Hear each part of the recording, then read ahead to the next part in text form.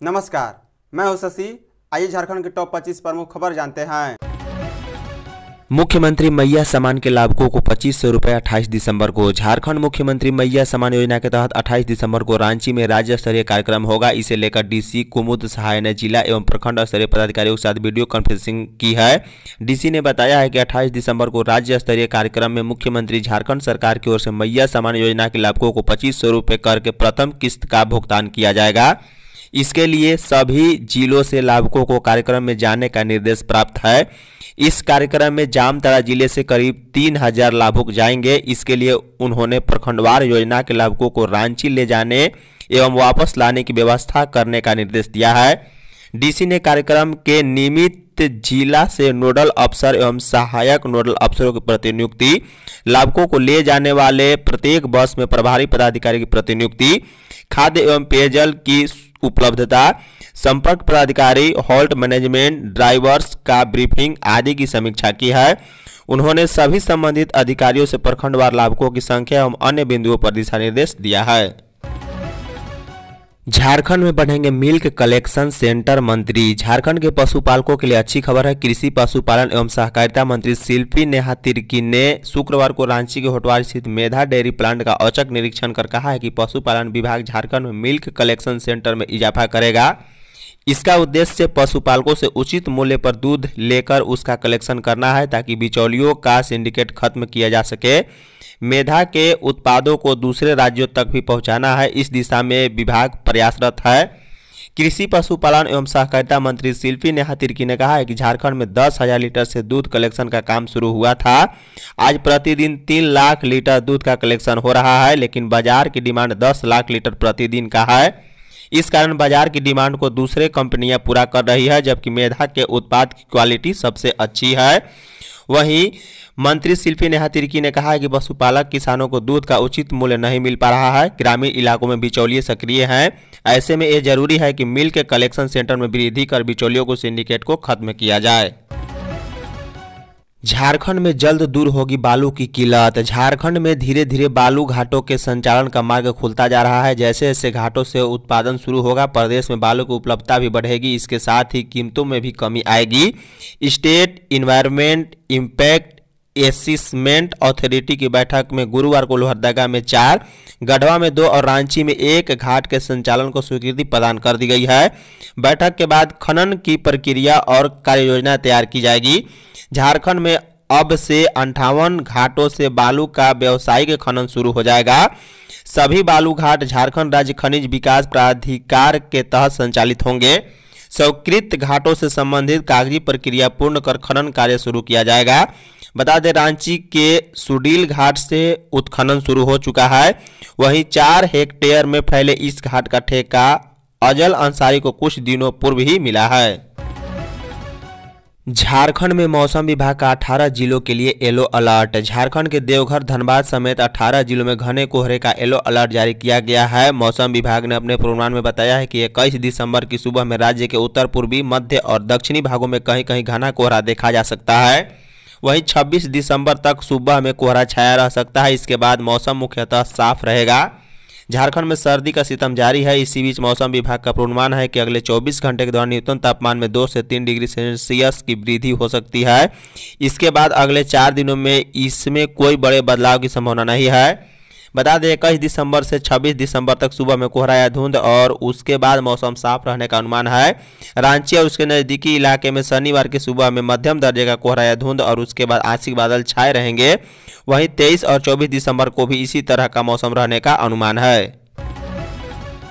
मुख्यमंत्री मैया सम्मान के लाभुकों का भौतिक सत्यापन 26 दिसंबर से मैया योजना के लाभुकों का भौतिक सत्यापन शुरू होगा। ग्रामीण क्षेत्रों में पंचायत सचिव व जनसेवक गांव-गांव जाकर चौपाल लगाएंगे और लाभुकों का सत्यापन करेंगे, जबकि शहरी क्षेत्र में राजस्व कर्मचारी वार्डों में मैया योजना के लाभुकों का सत्यापन किया जाएगा। शुक्रवार को विकास भवन में सामाजिक सुरक्षा कोषांग की सहायक निदेशिका सरिता भारती ने मुख्यमंत्री मैया सम्मान योजना से संबंधित बैठक की। इस बैठक में पंचायत सचिव, जनसेवक व राजस्व कर्मचारी शामिल हुए। बैठक में सहायक निदेशक सरिता भारती ने कहा है कि मुख्यमंत्री मैया सम्मान योजना के लाभुकों के चयन में कई तरह की त्रुटियां की शिकायतें आ रही है।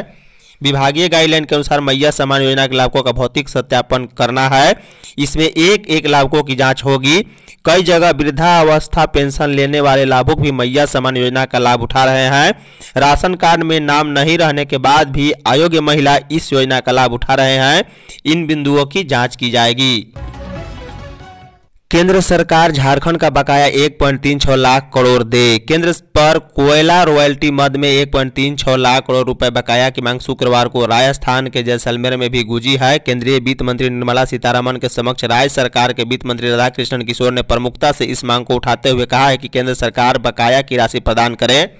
उन्होंने केंद्र सरकार से आग्रह किया है कि 5 वर्ष तक राज्य को विशेष केंद्रीय सहायता प्रदान की जाए।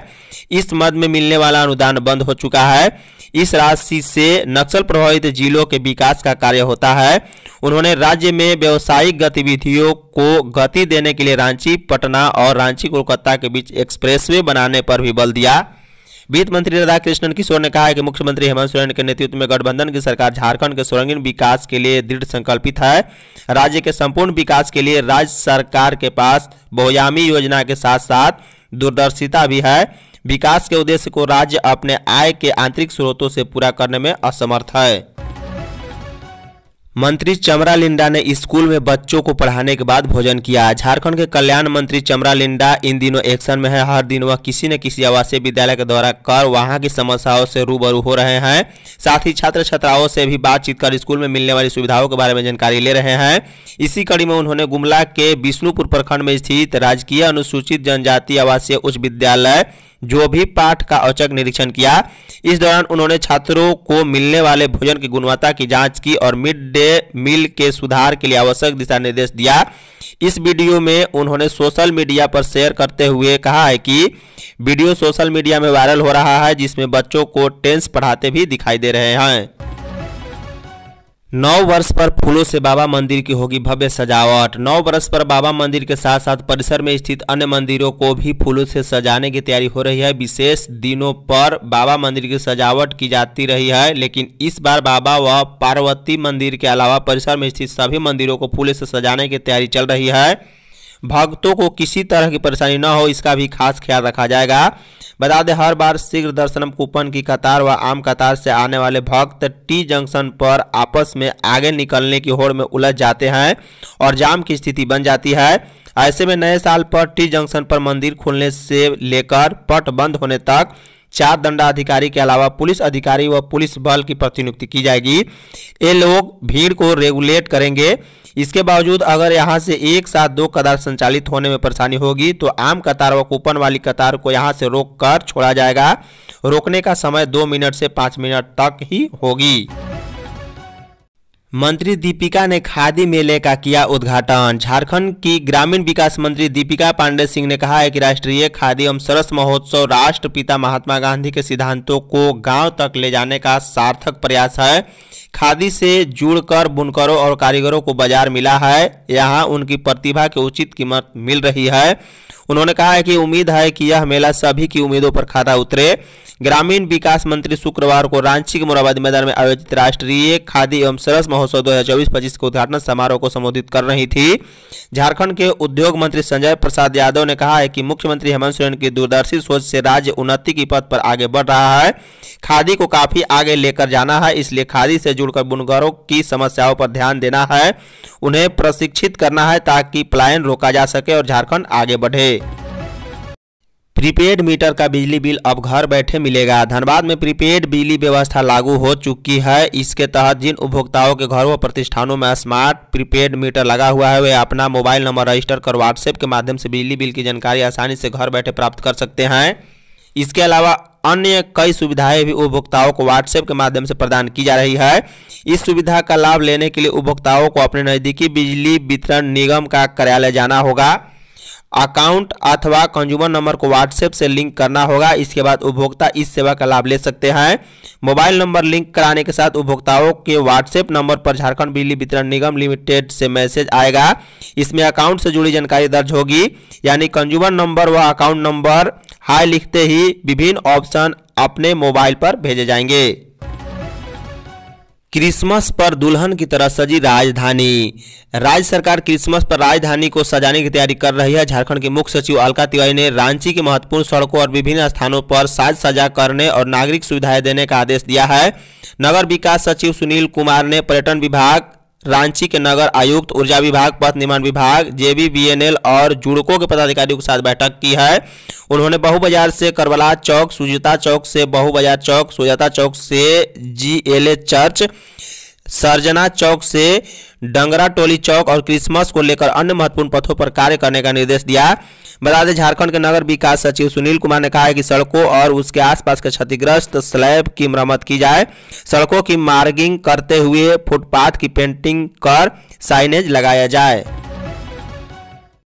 TSPC के अरविंद जी का ऐलान, परेशान करने वालों पर होगी कार्रवाई। झारखंड में प्रतिबंधित उग्रवादी संगठन तृतीय सम्मेलन प्रस्तुति कमेटी TSPC के प्रमुख कामरेड अरविंद जी ने संगठन के नाम पर लोगों को परेशान करने वाले गिरोह को चेतावनी दी है। कहा है कि ऐसे संगठनों की पहचान करके उनके खिलाफ सख्त कार्रवाई की जाएगी। मध्य सब जोनल कमेटी TSPC के कामरेड ने शुक्रवार को एक विज्ञप्ति भी जारी की है। इसमें विकेश तिवारी ग्रुप और आलोक गैंग से संगठन ने किनारा करते हुए कहा है कि इन दिनों गिरोह से TSPC का कोई संबंध नहीं है। विज्ञप्ति में अरविंद ने कहा है कि TSPC संगठन के नाम पर कुछ लोग आम लोगों को फोन करके परेशान कर रहे हैं।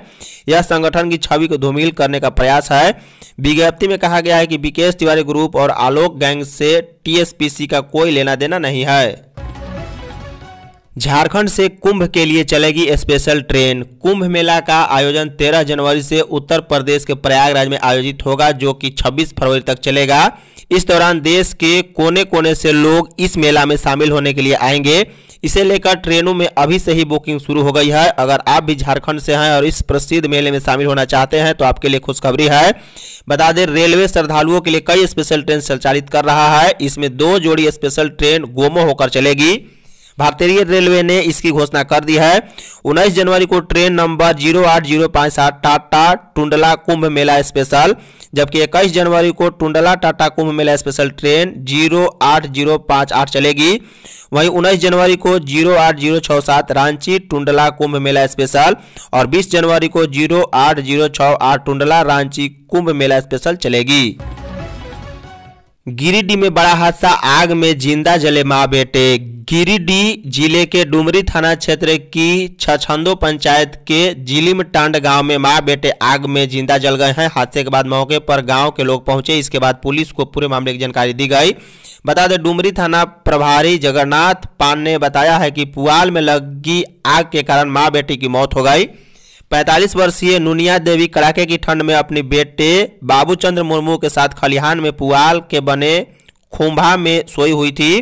ठंड के बचाव के लिए पास में ही वह लकड़ी जलाकर रखी थी। रात में पुआल में आग लग गई। इससे पूरा कुंभा आग की चपेट में आ गया। कुंभा में सोए रहने के कारण वे आग की लपटों से बाहर नहीं निकल सके और मदद के लिए किसी को बुला भी नहीं सके। इससे मां बेटे की मौत हो गई है। अतिक्रमण हटाने के विरोध में मेदिनीनगर बाजार बंद। मेदिनीनगर निगम पिछले 5 दिनों से बाजार क्षेत्र में अतिक्रमण अभियान चला रहा है, जिसमें बाजार क्षेत्र में दुकान के बाहर जितने भी दुकानदार अलग से दुकान लगाए हैं उसको हटाने का काम किया जा रहा है। बाजार में जो भी ठेला लगाया गया है उसे भी हटाने का आदेश दिया गया है। इसे लेकर व्यवसायियों में काफी आक्रोश है। अतिक्रमण को लेकर शुक्रवार को सुबह से ही व्यवसायियों ने सभी दुकानों को बंद कराना शुरू कर दिया। इस संबंध में डाल्टनगंज चेंबर ऑफ कॉमर्स के अध्यक्ष विनोद उदयपुरी ने बताया है कि बिना नोटिस दिए हुए दुकानों को हटाया जा रहा है, यह गलत है। उन्होंने कहा है कि जब तक वेंडर मार्केट का निर्माण नहीं हो जाता तब तक ठेला वाले को ठेला लगाने दिया जाए। कहा है कि अतिक्रमण हटाने के पहले व्यवसायी और नगर निगम की एक संयुक्त टीम बने जो बाजार में घूम घूम कर अवैध निर्माण को चिन्हित करेगी। राशन कार्ड के लिए नहीं करा पा रहे ई-KYC। लातेहार जिले के गारू प्रखंड में राशन कार्ड धारियों के लिए ई-KYC अनिवार्य कर दिया गया है। इससे राशन कार्ड धारियों को काफी परेशानियों का सामना करना पड़ रहा है। इलाके में आधार सेवा केंद्र नहीं है, इसलिए गरीब परिवार के लोग आधार अपडेट नहीं करा पा रहे हैं। बड़ी संख्या में आदिम जनजाति परिवार ई-KYC के लिए परेशान है। बता दें गारू प्रखंड के लोगों ने लातेहार के उपायुक्त से इलाके में आधार सेवा केंद्र खोलने की मांग की है ताकि गरीब परिवार के लोग आसानी से आधार अपडेट समेत अन्य कार्य करा सके और ई-केवाईसी की प्रक्रिया पूरी किया जा सके। ये इलाका जिला मुख्यालय से काफी दूर है, इस कारण गरीब आदिम जनजाति परिवार के लिए शहर आकर आधार अपडेट कराना बेहद ही मुश्किल हो रहा है। पुलिस अफसरों और जवानों के बच्चों की पढ़ाई के लिए 10 करोड़ रुपए आवंटित। राज्य के विभिन्न जिलों, इकाई और वाहिनी में पदस्थापित पुलिस अफसरों और उनके जवानों को बच्चों की पढ़ाई के लिए 10 करोड़ 3,81,000 रुपए आवंटित किए गए हैं। यह राशि पुलिस मुख्यालय द्वारा झारखंड पुलिस शिक्षा कोष से दी गई है। स्वीकृत राशि का भुगतान संबंधित पुलिस अफसरों और जवानों को संबंधित जिला के एसपी या कमांडेंट के माध्यम से किया जा सके। इसके लिए पुलिस मुख्यालय ने भारतीय स्टेट बैंक हटिया शाखा के प्रबंधक को पत्र लिखा है ताकि आवंटित राशि से बैंक ड्राफ्ट तैयार कर राशि का भुगतान किया जा सके। राहुल गांधी पर भाजपा ने दर्ज कराया झूठा केस। बन्ना गुप्ता। पूर्व मंत्री बन्ना गुप्ता ने कहा है कि संविधान निर्माता बाबा साहेब अम्बेडकर का अपमान कर गृह मंत्री अमित शाह ने कुकृत किया है। जब इसका विरोध किया गया तो षड्यंत्र के तहत नेता विपक्ष राहुल गांधी पर झूठे आरोपों में एफआईआर दर्ज करवा दी गई है। इसकी जितनी निंदा की जाए कम है। सड़क से लेकर सदन तक कांग्रेस इसका विरोध करेगी। नौटंकी और झूठे नाटक की आड़ में नेता विपक्ष राहुल गांधी के ऊपर जो फर्जी केस किया गया है उसे अविलंब वापस लिया जाए। लोकसभा अध्यक्ष को चाहिए कि वीडियो फुटेज जारी करे ताकि दूध का दूध और पानी का पानी हो सके। चौकीदार नियुक्ति के लिए 22 को परीक्षा। चौकीदार भर्ती परीक्षा 22 दिसंबर को होगी। इसके लिए पूर्वी सिंहभूम जिले में 13 केंद्र बनाए गए हैं। पूर्वी सिंहभूम के डीसी अनयन मित्तल ने शुक्रवार को केंद्राधीक्षक के साथ बैठक कर परीक्षा को लेकर जरूरी दिशा निर्देश भी दिए हैं। उन्होंने कहा है कि निष्पक्ष, कदाचार मुक्त, स्वच्छ एवं शांतिपूर्ण परीक्षा संपन्न कराना जिला प्रशासन की प्राथमिकता है। सभी केंद्राधीक्षक अपने सेंटर पर सीसीटीवी कैमरे की जांच करवा ले। केंद्र पर पेयजल, शौचालय, बिजली की समुचित व्यवस्था सुनिश्चित रखे। सभी केंद्रों पर दंडाधिकारी की मौजूदगी में पुलिस पदाधिकारी व जवानों की तैनाती की जाएगी। परीक्षा 11 बजे से लेकर दोपहर के 12:30 तक चलेगी। अभ्यर्थियों को परीक्षा केंद्र पर सुबह 10 बजे तक रिपोर्ट करनी होगी। सभी परीक्षा केंद्रों पर सीसीटीवी की निगरानी के अलावा वीडियोग्राफर की भी प्रतिनियुक्ति रहेगी।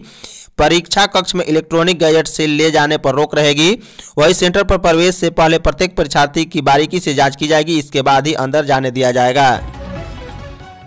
युवाओं को रोजगार के अवसर उपलब्ध कराना सरकार की प्राथमिकता। मंत्री श्रम मंत्री संजय प्रसाद यादव ने स्किल स्टेक होल्डर कनेक्ट 2024 का उद्घाटन किया है। मंत्री ने कार्यक्रम का उद्घाटन करते हुए कहा कि झारखंड में कौशल विकास के माध्यम से युवाओं को रोजगार के बेहतर अवसर उपलब्ध कराना सरकार की प्राथमिकता है। उन्होंने नए जॉब रोल्स, विदेशी भाषा प्रशिक्षण और आधुनिक कौशल को शामिल करने पर जोर दिया। बताया है कि झारखंड कौशल विकास मिशन सोसाइटी अगले वित्तीय वर्ष 2 लाख युवाओं को प्रशिक्षित करने और राज्य के 264 प्रखंडों में न्यूनतम एक कौशल प्रशिक्षण केंद्र खोलने का लक्ष्य लेकर चल रही है। बताया गया है कि युवाओं को राष्ट्रीय स्तर पर रोजगार उपलब्ध कराने के लिए 7 राज्यों में 8 प्रवासन सहायता केंद्र स्थापित किए गए हैं। अब तक 2,25,000 युवाओं को नियोजित भी किया जा चुका है।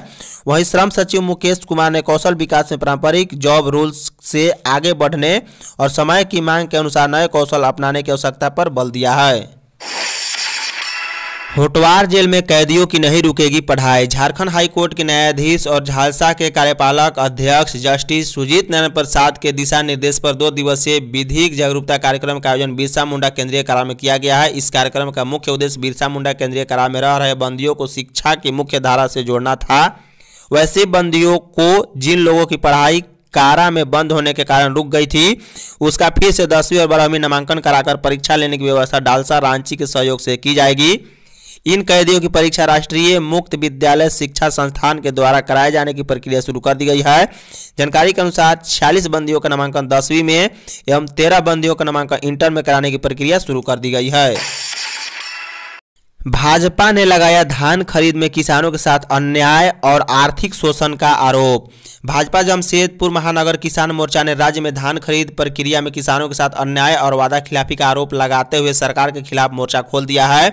किसान मोर्चा जिला अध्यक्ष मोचीराम बावरी के नेतृत्व में मोर्चा के प्रतिनिधियों ने शुक्रवार को पूर्वी सिंहभूम जिला उपायुक्त के माध्यम से मुख्यमंत्री हेमंत सोरेन के नाम ज्ञापन सौंपा। ज्ञापन में किसान मोर्चा ने मुख्यमंत्री को याद दिलाया है कि चुनाव प्रचार के दौरान उन्होंने किसानों से वादा किया था कि धान का न्यूनतम समर्थन मूल्य 3200 रुपये प्रति क्विंटल किया जाएगा, लेकिन सत्ता में आने के बाद उसे घटाकर 2400 रुपये प्रति क्विंटल कर दिया गया। इसके अलावा धान में नमी के नाम पर प्रति क्विंटल 10 किलोग्राम की कटौती की जा रही है। मोर्चा ने इसे किसानों के साथ धोखा और उनकी मेहनत का अपमान करार दिया है। गेहूं की खेती से होगा डबल मुनाफा। कृषि विभाग गेहूं की खेती के लिए किसानों को प्रोत्साहित करने का काम कर रहा है। धान कटनी के बाद कृषकों ने जिले भर में गेहूं की खेती शुरू कर दी है। इस बार खेती में नमी के कारण गेहूं की अच्छी पैदावार होने की संभावना है। वातावरण अनुकूल रहने के कारण किसानों में उत्साह देखा जा रहा है। कृषि विभाग द्वारा बिरसा बीज विनिमय एवं वितरण योजना के अंतर्गत जिले भर के किसान 1000 के करीब 499 रुपये प्रति क्विंटल का बीज वितरण किया जा चुका है। बता दें, पाकुड़ जिले के किसानों को सुविधा अनुसार खेती भी शुरू कर दी गई है। इस समय खेतों में गेहूं का बीज बुआई का कार्य चल रहा है। राष्ट्रीय बीज निगम लिमिटेड ने 50% अनुदान पर किसानों को गेहूं का बीज उपलब्ध कराया है। बिरसा मुंडा रत्न अवार्ड से नवाजे गए डॉक्टर यूएस वर्मा। रांची के फेमस होटल रेडिसन ब्लू में बिरसा मुंडा रत्न अवार्ड 2024 का आयोजन किया गया। 19 दिसंबर 2024 को पुलिस पब्लिक रिपोर्ट के द्वारा इस कार्यक्रम का आयोजन किया गया। समारोह में अपने अपने क्षेत्र में परचम लहराने वाले शख्सियों को नवाजा गया है। बता दें, रांची के जाने माने वरीय चिकित्सक डॉक्टर यूएस वर्मा को भी सम्मानित किया गया। उन्हें प्रतीक चिन्ह और मोमेंटो देकर नवाजा गया। डॉक्टर वर्मा ने एलोपैथी के साथ साथ होम्योपैथिक इलाज में भी महारत हासिल की है। असाध्य और पुराने रोगों के इलाज में उन्हें सर्वाधिक सफलता मिली है। फर्जी नौकरी पाने वाले 23 आरोपियों को 3-3 साल की सजा। फर्जी तरीके से सीसीएल में नौकरी पाने वाले 23 आरोपियों को कोर्ट ने सजा दी है। सीसीएल के तत्कालीन जीएम हरिद्वार सिंह समेत 23 आरोपियों को सीबीआई की विशेष कोर्ट ने 3-3 साल की सजा सुनाई है। साथ ही हरिद्वार सिंह पर 50,000 और शेष 22 आरोपियों पर 2-2 हजार का जुर्माना भी लगाया गया। वहीं 2 आरोपियों को कोर्ट ने साक्ष्य के अभाव में बरी कर दिया है। धन्यवाद।